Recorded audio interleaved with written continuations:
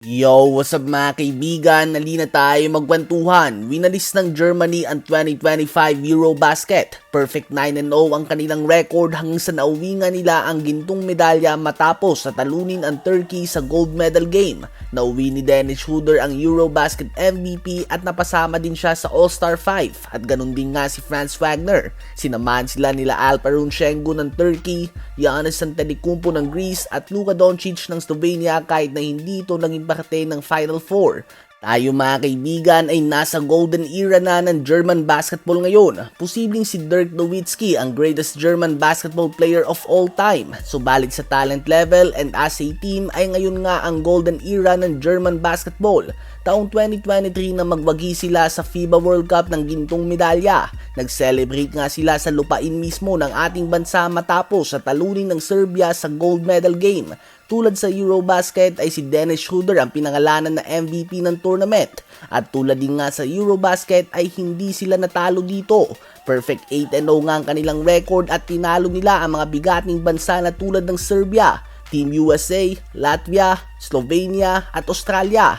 Habang sa Olympics naman noong 2024 ay nagtapos sila sa 4th place. Naging controversial ang kanilang semifinals game laban sa home team na France at madami nga nagsabi na home cooking umano ito, naluto nga daw ang Germany dito. Ganun pa man ngayon nga sa Eurobasket ay bumawi sila at pinataob nila ang lahat ng kanilang nakaharap.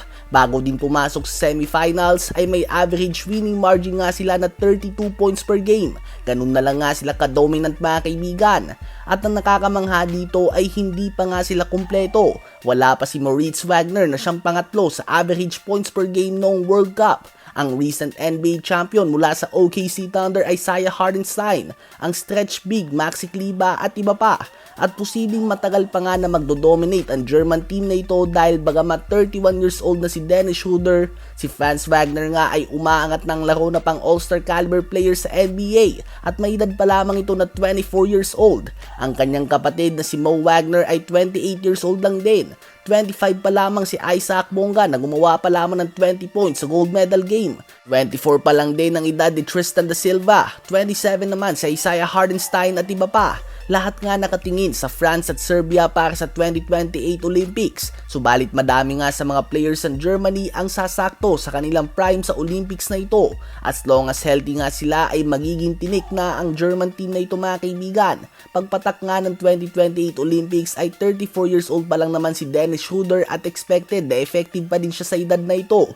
Magkaroon man siya ng konting decline ay andyan naman ang bagong henerasyon ng mga German players para saluhin siya. Subalit ang kanyang experience ay tiyak na mangingibabaw ito, tulad na lamang sa mga final possession ng gold medal game kahapon kung saan dalawang magkasunod na clutch baskets ang ginawa niya upang may sarado ang pinto para sa Turkey na sinusundan pa rin nga ang one last push. Kayo ba mga kaibigan, sa palagay nyo ba ay Germany ang best European team pagdating ng 2028 LA Summer Olympics?